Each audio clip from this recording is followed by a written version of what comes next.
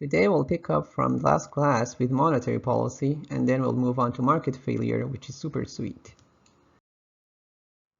If there's more money in circulation, it will create more jobs. What is your gut feeling about this? And write 2 incentives, 2 sacrifices, and 2 alternatives for it based on your knowledge now. Start by recording this slide number. Let's talk about monetary policy as opposed to fiscal policy. Monetary policy is the central bank's manipulation of the interest rate to influence the economy. Right? So the main tool involved here is the interest rate. And the way they do that is through controlling the money supply. So money supply and interest rate are intertwined. Now, how does that work? It's through exchanging money for bonds, right? So here's the thing. The central bank can either buy bonds or sell bonds, right? Let's see what happens if they buy bonds. So imagine this. On one side, you have the central bank. On the other side, you have the people, all right? If the central bank starts buying bonds from the people, what it means is that people are giving bonds to the central bank and they're receiving money in return. So the money supply, the money in circulation will go up, right? That would cause a surplus of money.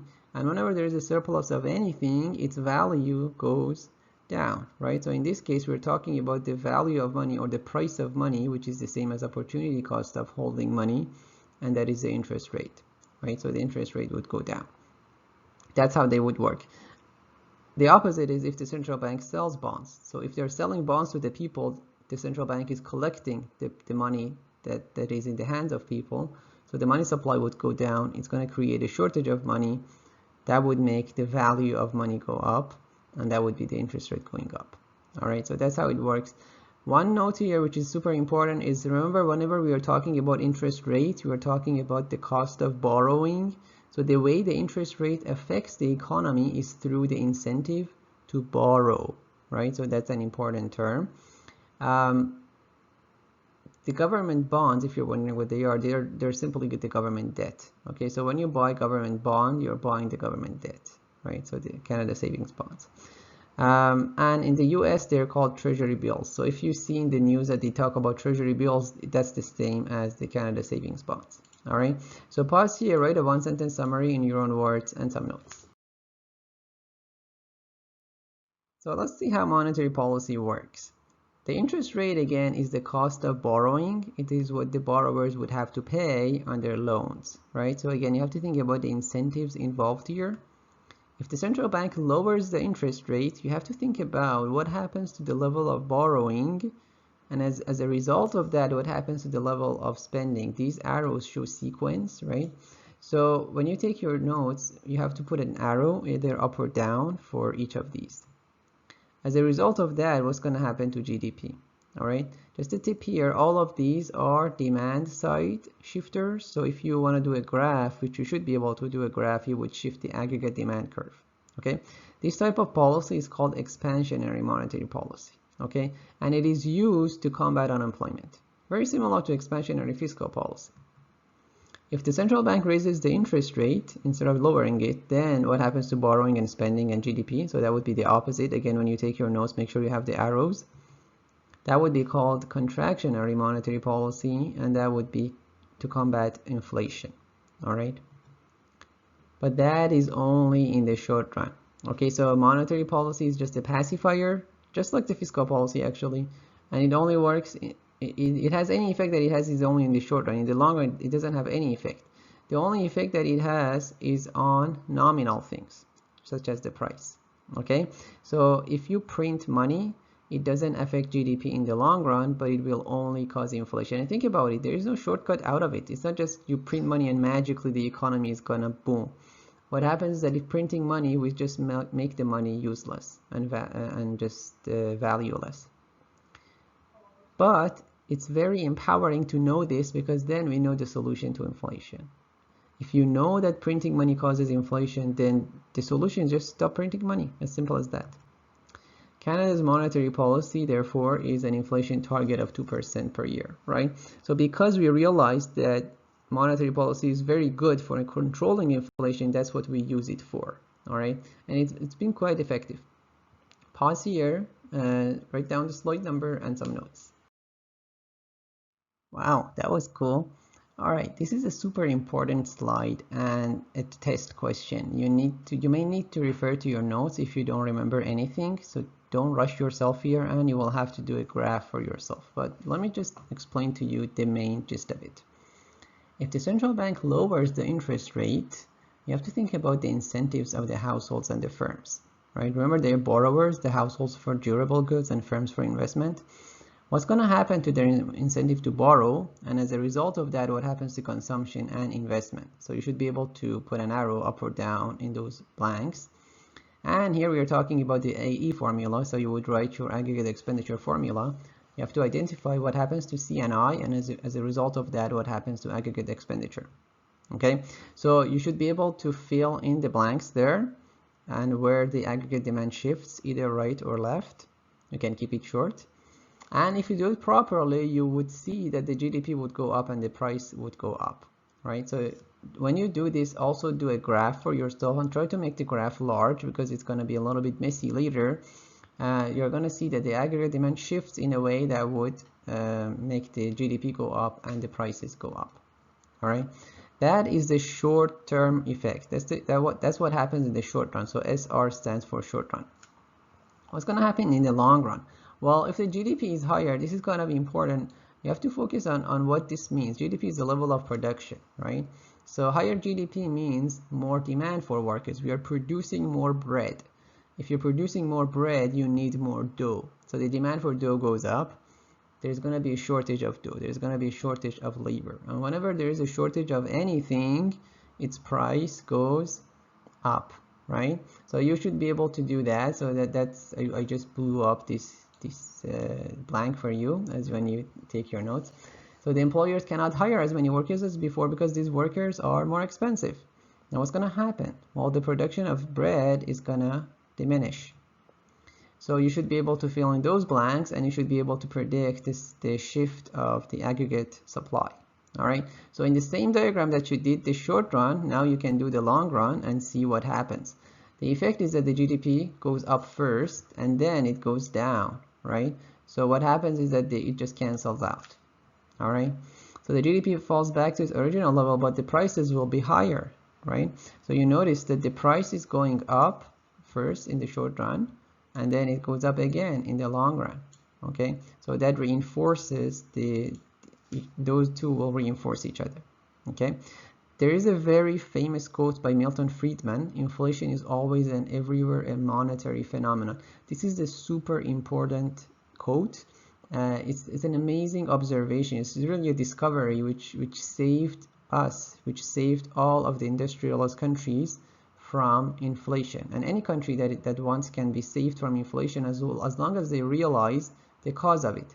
So what I would emphasize here is the part that you see in the box. Inflation is a monetary phenomenon. That's what he's saying. What it means, the interpretation of the sentence is inflation is caused by increases in the money supply whenever and wherever it may be, right? So the always and everywhere are just for emphasis. You can, if you drop them, still the sentence is complete. So inflation is caused by printing money. Please write that down. The cause of inflation is printing money. What is the solution? Don't print money. Duh. It's as simple as that. So you might be like, hang on, if it's so simple, why do many countries have inflation? And the answer is two things. First of all, not many countries have inflation. Canada hasn't had inflation for more than 2 decades, almost 3 decades. We have had 2% inflation because that's what we have decided to have. We could have had less, right? That's one answer. The other answer is because they're printing money. And the reason why they're printing money is because, as we said, their central bank is not independent from the government. They are short-sighted, they're impulsive, they don't have assurance of future, so they just go for the short-term benefits and they sacrifice the future. All right, so pause here. As I said, this is an important slide. You might want to watch it again. Do the graphs. You need to have two shifts. The short-run shift should be aggregate demand, the long-run shift should be aggregate supply. Externality is such a cool topic. It's the uncompensated impact of one's actions on the well-being of a bystander. One type of it is negative externality, which is harming someone without compensating them for it, such as smoking or cell phone in library or going to class with flu. So for instance, here the baby is like, stop smoking, you idiot, I'm suffocating here. right? So the idea is that you're imposing a cost. When somebody smokes, it's a cost on other people. Or cell phone in the library, or any noise actually. So when you're in the class and somebody is making a noise, or you're at home and somebody is doing, this drilling in the street, all of that, well, that's negative externality. So you can go there and tell them, hey, you're imposing a negative externality on us, and they're gonna beat you up, right? So, or going to class with the flu, you're exposing your classmates to a danger, to a risk, and they're not getting paid for it. In all these cases, the social cost, which is the cost of everyone, is more than the individual cost of that one person who does it. And the result is that too much of it will be produced. So for instance, think of smoking. When someone smokes, they're likely to get lung cancer. And when they need treatment, well, the money comes from the public budget. So other people have to pay for this guy smoking. Now, if they were to pay it themselves, they would smoke less. So there would be less production. So when we say too much, it's too much compared to the optimal efficient amount. The other type of externality is positive externality, which is exactly the opposite. It's when you benefit someone without being compensated for it. So for instance, writing online reviews, either for teachers or for products, or planting flowers. That has environmental benefits, so that benefits the whole society, but you don't get compensated for it. Here, the social benefit is greater than the individual benefit, and for that reason, not enough will be produced because the incentives are not fully met. All right. In all of these cases, we have an instance of inefficiency. So pause here, record the slide number, one sentence summary for the slide, and some notes. Take the example of a steel plant which produces two things, steel and carbon dioxide. The steel has a positive value, the CO2 has a negative value. The thing is, the value of the steel is earned by the company, but the cost, the negative, is shared by everyone. So that would be a negative externality. Now, one solution to this is an excise tax. So that would be a carbon tax, for instance. And for every unit or ton of emission, or for steel, the company would have to pay a tax, and that tax money can be used to create parks, for instance, or to benefit the environment, basically. That's a way of internalizing the externality. So externality is when you have a cost that you don't pay for. Now the tax comes and internalizes that. So the idea is to fix the incentives. Another solution, which is kind of cool, is tradable permits. So the idea is that each firm would have a certain level of emissions per year. So that's their quota. And if they can cut their emissions, they can sell their permits to other firms which pollute more. Right? So this is basically taking advantage of the neat features of the market. So the tradable permits would be a market solution. Instead of having the government having to take care of everything, we let the market take care of it. Either way, there is going to be incentive to cut emissions. All right. So pause here and record the slide number, write a one-sentence summary and some notes. The example of gasoline tax is quite interesting. It's aimed at three negative types of behavior. One of them is pollution. So the idea is that because buying gasoline is going to pollute the air, you pay a tax which can offset the cost that you create. Another one is congestion. Congestion means traffic. If you don't know what it means, please write it down because you need to know. Congested road means a road with a lot of traffic. So here's the idea. Imagine a road which is packed with cars. If you also drive your car on it, what you're doing is you're just adding to the traffic and you're slowing down everyone else. So anyone on a congested road is costly to other people as well, right? Also, there is a negative externality because of accidents. So the idea is that there is a chance of having accidents, and accidents have a cost to the healthcare system and to the police, right? Now, if you look at this cartoon, it's quite interesting. You might be like, hang on, why should the guy with a hybrid car pay a tax? Well, the answer is a hybrid car may not have the element of pollution so much, but it still has the elements of congestion and accidents. Also, even if you take a fully electric car, electric cars aren't as clean as they seem, because where does that electricity come from? Most of our electricity is still made by fossil fuel plants, so they are indirectly causing environmental damage. Also, even if there is windmill or dams, those also have their own environmental problems. Not to mention the battery. The battery itself and the recycling of the battery, those things also have environmental costs. So what I really want you guys to get is that electric cars are not as clean and green as it seems, right? Now the technology is improving. They might be slightly better than fossil fuel cars, but still you have to, don't be so simplistic. Another thing that's also useful is in some cities like London or Singapore, where there's a lot of traffic in downtown, you need to have a permit to drive in downtown. That is also a form of corrective tax. These are kinds of taxes which are actually good because they are to discipline some harmful behavior, as opposed to an income tax. I don't like really income taxes because they distort the incentives. These kinds of taxes are not distortive, they are corrective. Some other similar taxes are tobacco tax and alcohol tax. So the idea here is that if you consume tobacco or alcohol, you are harming yourself, so you could need some liver or lung surgery or treatment later, and because of that, other people have to pay for you. So the idea is that, hey, you pay upfront, you have to face the consequences of the decision that you make. Okay, I want to emphasize this. Each person must face the consequences of the decisions that they make, and that has to do with incentives. Then they will think twice whether they like to consume that tobacco or alcohol. Something fairly recent in affluent societies is the fat tax. So for instance, a lot of airplanes, it has extra cost for them, also for the healthcare system. So they might be introducing a tax to discourage a behavior which is costly to the society. Pause here and take notes in your own words. Wow, that was cool. All right, let's look at some definitions. A good or service is rival if one person's consumption reduces the amount available to others. So a good way of remembering it is the distinction between good and service. Remember, goods are tangible, services are not. Usually, goods are rival because they have limited amount. If you consume a little bit, there is less amount available to others. Services are usually non-rival. Okay. Now but the main definition is what you see on the screen.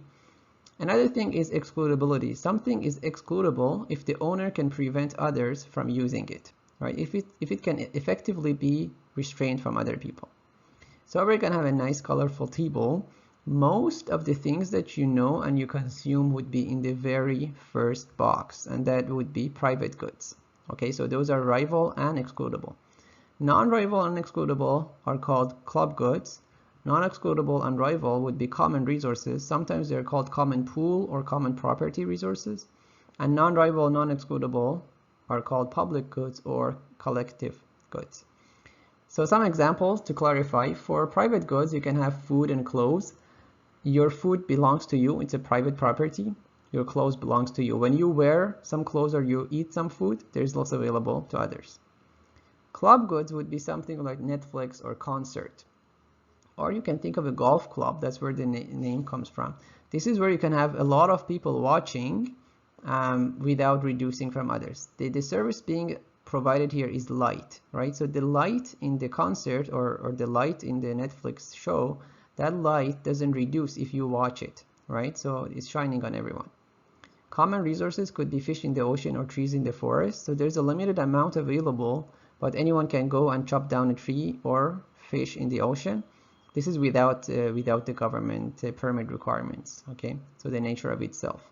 And public goods would be something like lighthouse or street lights or national defense, right? So the idea of being in a country with security or a lighthouse. A lighthouse, any ship can see the light and it doesn't reduce from others, and they don't have to pay for it because you cannot exclude people from it. Anyone who passes would see it, right? So attention is another one. So attention is a scarce resource, so it could be rival. All right.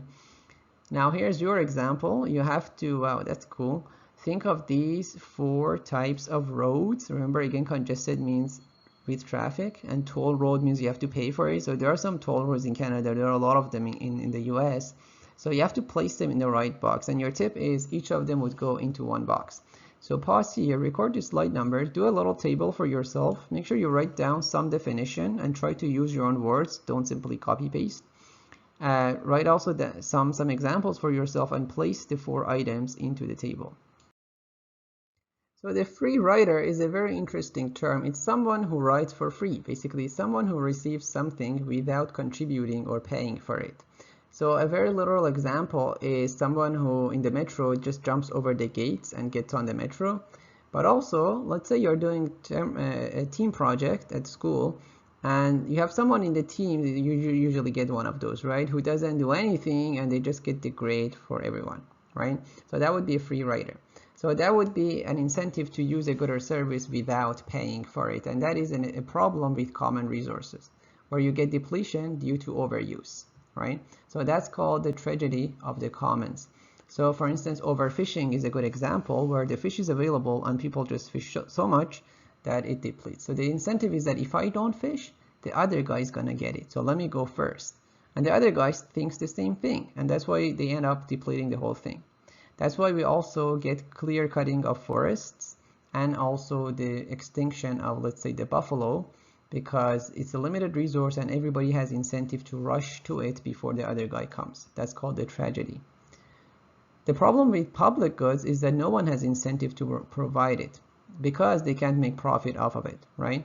So one example of that is street lights. Who would build street lights? Can you make people pay? Can you go to the street and say, hey, if you're enjoying the street lights, you have to pay for it, and if you don't pay, you cannot pass by here? It's not doable. So one solution is that the government can provide it and then tax it. So the municipal taxes that we have are partly for these things, right? So the roads, the parks, national security, for instance, army, police, courts. Another possible solution is the market provision, which is financed by advertisement. And this is pretty creative. You can do a lot of things by advertisement, especially nowadays. You see them all around. So for instance, you have the fireworks, yay, that's for free, but there's a lot of advertisement around it, or the jazz festival, or Google. Google is free, but they make money through advertisement and a lot of things that are online. Okay, pause here, take some notes using your own words. This is called a market failure, where the market outcome is not efficient because either too much is produced, like the case of overfishing, clear cutting, or pollution, or too little is produced, like roads and parks and security, right? Now, what is the solution? Well, one quick solution that comes to the mind of a lot of students is the government. Let the government fix it, right? But I hope by now you are more sensitive not to be quick with that, right? So you have to be careful because this can be a fallacy. Remember the idea of opportunity cost? The idea of opportunity cost is that you always have to look at the alternatives available and pick the best one, even if it's not so ideal. So maybe the best solution itself is imperfect, but relative to the other solutions, it's better, right? So when we look at the government solution, there are also some problems with the government solution. For instance, how would the government know what is the right amount? What is the efficient amount? The government has no idea because the information for that is distributed among the people, and that's called the economic calculation problem. We've seen that a lot of times in the course. That was proposed by Ludwig von Mises, an Austrian economist. The idea is that the market is the only way where you can know the actual cost and the willingness to pay for a product. Otherwise, it would be very arbitrary. And also, at what expense? Because the government has its own pollution or its own negative externality. In the case of those with political influence, like lobbyists, they can win the pie for themselves at the expense of the public. And you also get coercion and paternalism. Notice that the government intervention is inherently coercive, okay? There is the idea that if you don't pay the taxes, you go to jail. If you don't follow these rules, you go to jail. So there is an inherent coercion with any form of government regulation. It creates grounds for favoritism, as we saw, and that is called government failure due to structural incentives, right? So we have market failure, we also have government failure. None of them is ideal. Both of them have their own limitations. The question is to sit down and figure out where our values lie and where we can make the most of it. So pause here and take some notes in your own words. A couple of cool quotes by Tom Sowell. The fact that the market is not doing what we wish it would do is no reason to automatically assume that the government would do better. Now you might be like, why? And the answer is, the welfare state is not really about the welfare of the masses. It is about the egos of the elite. All right. So Thomas Sowell is also an amazing, brilliant economist with a lot of good books that I strongly recommend. You don't have to write down the quotes, but write a statement of your own. Whatever your opinion is, try to put it into a very nice, witty statement. Wow, that was cool. All right, so we beat the hell out of the government in this course, and you might be like, hang on, but what is the role of the government really? Well, there is actually some roles for the government, and that is to do things that only the government can do. Such as what? Security is one of the best examples. So law enforcement, protection of property right, national defense, and fire protection, right? So these are things that are super important. About the property rights, it's quite important because if people don't have the assurance that their property belongs to them and whatever they earn belongs to them, if you have a whole bunch of hooligans who can come in and loot everywhere, then people won't have the incentive to go work, innovate, accumulate, and the firms also. So it's important to have security. Also, some basic infrastructure. Okay, so for instance, roads, water management, parks, right? So these are important things. And overall, what happens is that you get incentive to plan, work, and prosper. So these are important contributions by the government, not to do things that the market can do, right? So I give you a couple of useful insights here. We need a government to limit the government. In other words, we need a government which is wise enough to limit its role. The government's role is to limit its own role. All right? Pause here and take notes. The main tool of monetary policy is the interest rate, and it is best at controlling inflation. If a good is non-rival or non-excludable, it's going to create negative externality, which in turn will result in free riding and tragedy of the commons. That is also called market failure. One way to fix it is through taxes, but there is also something called government failure, which is when the government tries to set the interest rate or the taxes. I would really emphasize the concept of interest rate as the main backbone of monetary policy and also negative externalities. So pause here, record this slide number, and do a concept map of your own. At this point, you should be able to do your own. I intentionally didn't include some of the concepts so that you can make your own. So make sure yours doesn't look exactly like mine and it is creative. Take a couple of minutes to re-answer the question that you got at the beginning of the lesson. Write at least 2 incentives, 2 sacrifices, and 2 alternatives given what you learned today. A sample student answer is, for the incentives, it could be ending a recession or looking for a quick fix. Sacrifices could be price stability because that will lead to inflation, and attractiveness of the bonds because the savings would reduce. Alternatives could be letting the economy self-recover or using money to target inflation. All right, have a wonderful day.